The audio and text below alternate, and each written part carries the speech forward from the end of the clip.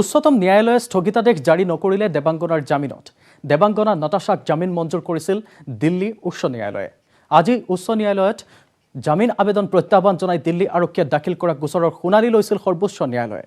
দিল্লী উচ্চ ন্যায়ালয়ৰ জামিন নিৰ্দেশত হস্তক্ষেপ কৰিবলৈ অস্বীকাৰ কৰি শুনানি গ্ৰহণ কৰা ন্যায়াধীশ হেমন্ত মেহতা আৰু ভি ৰামাসুব্ৰমণিয়মৰ খণ্ড বিচাৰপীঠে অৱশ্যে উচ্চতম ন্যায়ালয়ে বিপক্ষক 4 সপ্তাহৰ ভিতৰত উত্তৰ দিবলৈ জাননী জাৰি কৰে। লগতে উচ্চ ন্যায়ালয়ৰ জামিন নিৰ্দেশক কোনো অন্য এক ধৰণৰ গোচৰত উদাহৰণ হিচাপে ব্যৱহাৰ নকৰিবলৈ নিৰ্দেশ দিয়ে তেওঁ।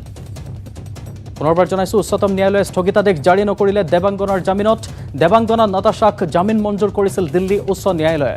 আজি দিল্লী উচ্চ ন্যায়ালয়ৰ জামিন আবেদন প্ৰত্যাহ্বান জনাই দিল্লী আৰক্ষীয়ে দাখিল কৰা গোচৰৰ শুনানি লৈছিল সৰ্বোচ্চ ন্যায়ালয়ে। দিল্লী উচ্চ ন্যায়ালয়ৰ জামিন নিৰ্দেশত হস্তক্ষেপ কৰিবলৈ অস্বীকাৰ কৰি শুনানি গ্ৰহণ কৰা ন্যায়াধীশ হেমন্ত মেহতা আৰু ভি ৰামাসুব্ৰমণিয়মৰ খণ্ড বিচাৰপীঠে অৱশ্যে উচ্চতম ন্যায়ালয়ে বিপক্ষক 4 সপ্তাহৰ ভিতৰত উত্তৰ দিবলৈ জাননী জাৰি কৰে। লগতে উচ্চ ন্যায়ালয়ৰ জামিন নিৰ্দেশক কোনো অন্য এক ধৰণৰ গোচৰত উদাহৰণ হিচাপে ব্যৱহাৰ নকৰিবলৈও নিৰ্দেশ দিয়ে।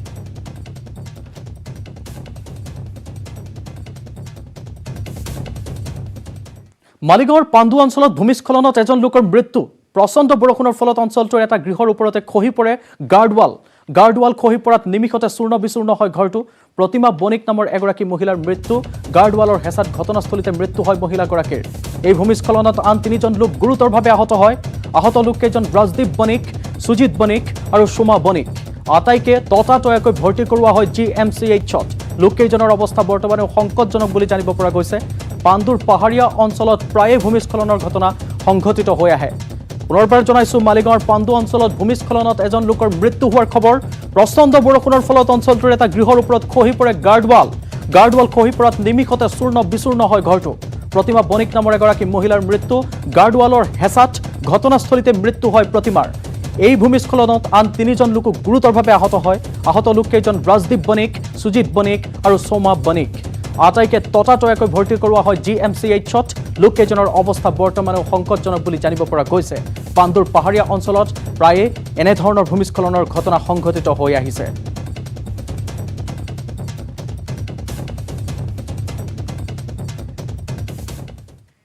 কাজিৰঙাত আত্মৰক্ষাৰ বাবে বনকৰ্মীয়ে চলোৱা গুলীত মৃত্যু হ'ল এটা পূৰ্ণবয়স্ক ঢেকীয়াপতীয়া বাঘৰ। কহৰা বনাঞ্চলৰ অন্তৰ্গত জাপৰি পথাৰৰ কুৰুৱাবাহী পামৰ এঘৰ লোকৰ বাৰীৰ পাছফালৰ পুখুৰীত মৃত ঢেকীয়াপতীয়াটোক পুৱাই প্ৰত্যক্ষ কৰে ৰাইজে।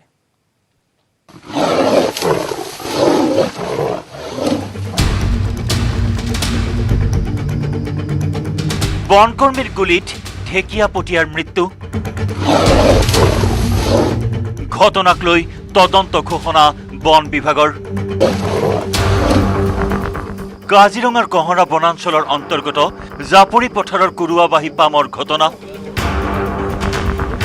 পুৱা অঞ্চলটোৰ এঘৰ লোকৰ বাৰীৰ পিছফালে থকা এটা পুখুৰীত উদ্ধাৰ হয় এটা পূৰ্ণবয়স্ক ঢেকীয়াপতীয়াৰ মৃতদেহ। কাজিৰঙা ৰাষ্ট্ৰীয় উদ্যান কৰ্তৃপক্ষই মৃত বাঘটো উদ্ধাৰ কৰি সম্পন্ন কৰে মৰণোত্তৰ পৰীক্ষা। বৃহস্পতিবাৰে এটা ঢেকীয়াপতীয়া বাঘে কুৰুৱাবাহী পামত দিনতেই গৰু ভক্ষণ কৰিছিল। সেই খবৰ বন বিভাগক দিয়াত বন বিভাগৰ লোক সেই স্থানত উপস্থিত হৈ বাঘটো খেদাৰ যোজা কৰোঁতেই বনকৰ্মীলৈ চোঁচা লয় ঢেকীয়াপতীয়াটোৱে। বয়সস্থ বাঘ অলপ। আপোনালোকে খেদি গৈছিলে? আমি গৈছিলোঁ, মানে আমি 6জনমান গৈছিলোঁ। গৈ পেলাই চাবৰ কাৰণে গৈছিলোঁ। তাৰপৰা এজন আগত গৈছিলে, সেইজনৰ অলপতে মানে প্ৰাণ ৰক্ষা হৈছে আৰু তাৰপিছত আমি গুলি ফুটাইছোঁ, ভিতৰত সোমাই গৈছোঁ। মানে ফৰেষ্টলৈও মানে খেদি আহিছিল? হয়, খেদি আহিছিল। তেনে সময়তেই আত্মৰক্ষাৰ বাবে গুলী চালনা কৰে বনকৰ্মীয়ে।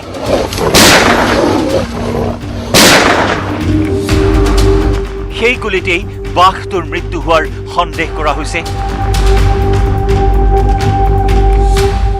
আজি 2 দিনমানৰ পৰা মানে বাঘটো এই নদী কিনাৰত ওলাই আছিলে। কালি দুপৰীয়া এঘৰ মানুহত গৰু মাৰিলে। ডিপাৰ্টমেণ্টক খবৰ দিয়া হ'ল। আহি বাঘটো খেদিবলৈ গুলি 4টামান বজাত গুলি 10-12জামান ফুটোৱা শুনিছিলোঁ।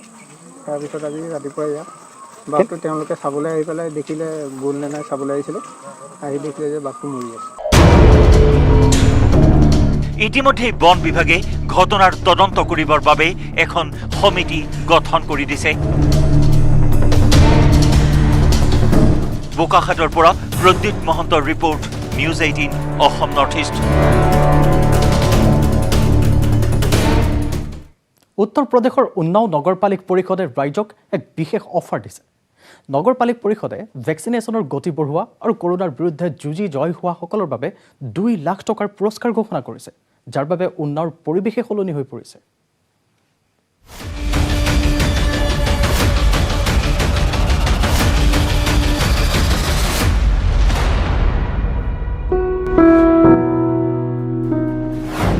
কৰোনা দূৰ কৰি লক পুৰস্কাৰ। এই লোভনীয় অফাৰ এইকেইটা দিনত উত্তৰ প্ৰদেশৰ উন্নাওৰ মুছলমান প্ৰধান অঞ্চলসমূহত সকলোৰে মুখে মুখে শুনিবলৈ পোৱা হৈছে। প্ৰত্যেকটো ৱাৰ্ডৰে সৰহসংখ্যক সভাসদেই এই পুৰস্কাৰ নিজৰ ৱাৰ্ডৰ নামত আনিবলৈ চেষ্টা চলাই আছে, যাৰ বাবে এইকেইটা দিনত উন্নাওৰ প্ৰায়সমূহ এলেকাৰেই ৰূপে সলনি হৈছে। সেয়া লাগিলে পৰিষ্কাৰ পৰিচ্ছন্নতাৰ ক্ষেত্ৰতেই হওক নতুবা চেনিটাইজেশ্যনৰ ক্ষেত্ৰতেই হওক, সকলো কাম যুদ্ধংদেহী গতিত বৰ্তমান চলি আছে। দৰাচলতে উন্নাওৰ মুছলমান সমাজৰ লোকসকলৰ মাজত টীকাকৰণ আৰু পৰিষ্কাৰ পৰিচ্ছন্নতাৰ ক্ষেত্ৰত কিছু ভ্ৰান্ত ধাৰণা চলি আহিছিল। মানুহে টীকাকৰণৰ পৰা বিৰত হৈ আছিল আৰু ইয়াৰ পৰিপ্ৰেক্ষিততেই বাংগাৰমোৰ নগৰপালিকা পৰিষদৰ অধ্যক্ষ ইজহাৰ খাই এক ব্যতিক্ৰমী পন্থা হাতত ল'লে। এওঁ বাংগাৰমোক কৰোনামুক্ত কৰিবলৈ 2 লাখ টকাৰ পুৰস্কাৰৰ কথা ঘোষণা কৰে আৰু তাৰ পিছতেই চাওক এই ৱাৰ্ডৰ ৰূপেই সলনি হৈ গ'ল। प्रोत्साहन के रूप में हमने एक नई पहल करते हुए, चूंकि वैक्सीनेशन के ऊपर ज़्यादातर लोगों का ध्यान कम जा रहा था, इस वजह से वैक्सीनेशन को बढ़ाने के लिए एक उसी निर्माण कार्य को में 2 लाख रुपए का प्रोत्साहन है मात्र। বাংগাৰমোত এইকেইটা দিনত নিজৰ নিজৰ ৱাৰ্ডক কৰোনামুক্ত কৰিবলৈ দিনে ৰাতি একাকাৰ কৰি চাফাই কৰ্মীসকল ব্যস্ত হৈ আছে। ক'ৰবাত যদি চেনিটাইজেশ্যনৰ কাম চলি আছে, আন ক'ৰবাত আকৌ মানুহৰ মাজত ক'ভিডৰ পৰীক্ষা কৰা হৈছে। ইমানেই নহয়, ৱাৰ্ডত বাহিৰৰ পৰা অহা লোকসকলৰ ওপৰতো তীক্ষ্ণ দৃষ্টি ৰখা হৈছে। আৰু সকলোতকৈ ভাল কথা এয়াই, এই অভিযানত কেৱল নগৰপালিকাৰ কৰ্মীয়েই নহয়, সমান্তৰালকৈ সভাসদসকল আৰু স্থানীয় ব্যক্তিসকলো জড়িত হৈ আছে। घर घर जा करके साफ सफाई स्वच्छता के साथ सैनिटाइजेशन का, प्रत्येक घर का सैनिटाइजेशन का कार्य करती है और उस घर में जितने भी सदस्य रहते हैं उनका थर्मल जो है स्कैनर से तापमान मापते हैं। আৰু মানুহৰ মাজৰ এই ব্যাপক উৎসাহ দেখি ক'ব পাৰি যে শীঘ্ৰেই বাংগাৰমোৰ বহু ৱাৰ্ড কৰোনামুক্ত হ'ব।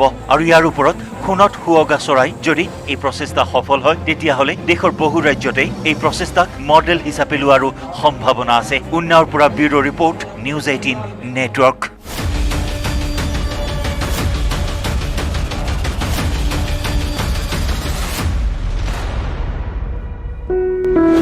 হাজোত আৰক্ষীৰ জালত most wanted drugs mafia Raju Ali. ধৃত ড্ৰাগছ মাফিয়াটোৰ পৰা জব্দ 65টা ড্ৰাগছ ভৰ্তি কণ্টেইনাৰ।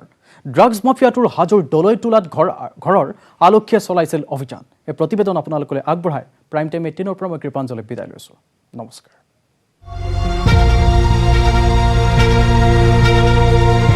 হাজো আৰক্ষীৰ ড্ৰাগছ বিৰোধী অভিযান। হাজো আৰক্ষী থানাৰ ভাৰপ্ৰাপ্ত আৰক্ষী বিষয়া বাবুল কুমাৰ বেন্ধীৰ নেতৃত্বত এক সফল অভিযান।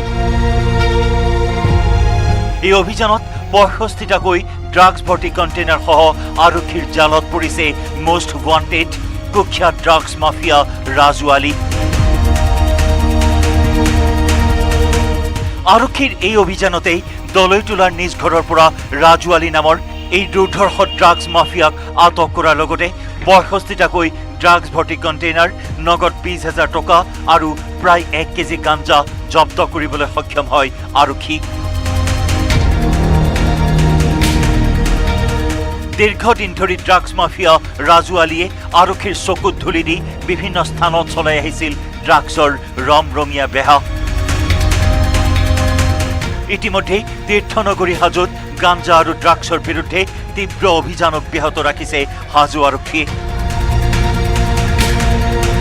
শেহতীয়াকৈ হাজোৰ বিভিন্ন প্ৰান্তত অভিযান চলাই আৰক্ষীয়ে বস্তাই বস্তাই গাঞ্জা জব্দ কৰাৰ লগতে আটক কৰিছে কেইবাটাও গাঞ্জা সৰবৰাহকাৰীক।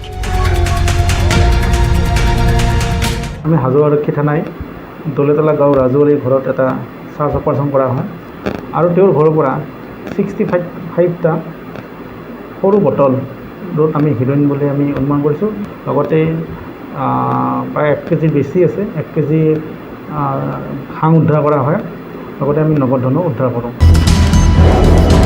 অধিক তথ্যৰ বাবে কুখ্যাত ড্ৰাগছ মাফিয়া ৰাজু আলীক সোধা পোছা অব্যাহত ৰাখিছে হাজো আৰক্ষী হাজোৰ পৰা ধীৰাজ দাসৰ report news 18 Assam north east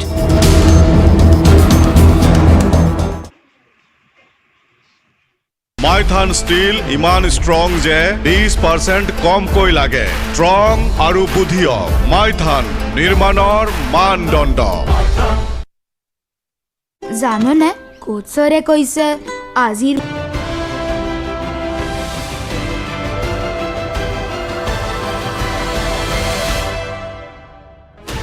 16 channels, 15 languages.